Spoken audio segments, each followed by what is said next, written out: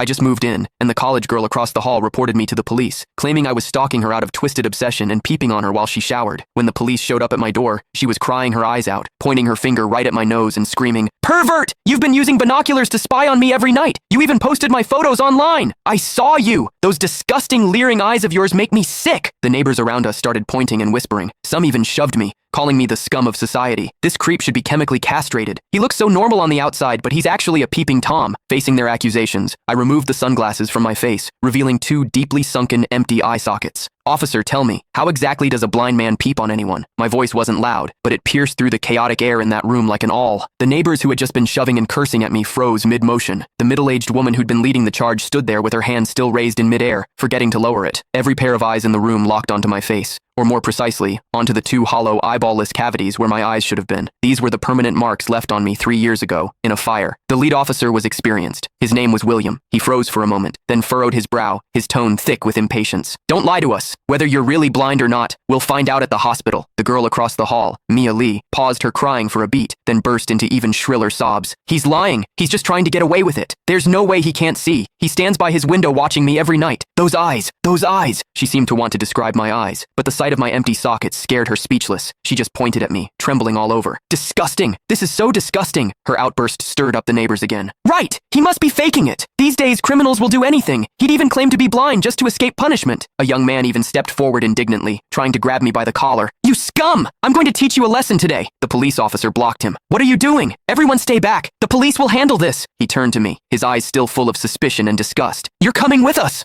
I didn't resist. I calmly held out both hands. Cold metal touched my wrists. Two younger officers flanked me on either side and led me toward the elevator. Behind me, Mia's crying mixed with the neighbors' curses into a chaotic din. "Scum of society! Get out of our community! Hope you rot in prison!" I could see the righteous expressions on their faces. I could also hear the pleasure in their voices as they trampled me into the mud. I stepped into the elevator. The metal doors slowly closed, cutting off the noise from outside. One of the younger officers, probably new to the job, couldn't help but ask me quietly, Are you really blind?" I tugged at the corner of my mouth but didn't answer. The other officer patted his shoulder, signaling him to keep quiet. But I knew that in their minds, the scales had already tipped completely in favor of that tearful young girl. After all, it was a young, pretty, pitiful college student on one side, and on the other, a suspicious man living alone, wearing sunglasses. In their eyes, it was crystal clear who was the victim and who was the perpetrator. What they didn't know was this: sometimes, what the eyes see is the biggest lie of all. And I, a blind man, had seen something that none of them had. For instance, when Mia accused me, her heartbeat was steady, without a single ripple of genuine emotion. The interrogation room at the police station was harshly lit by fluorescent lights, and the air smelled faintly of mildew.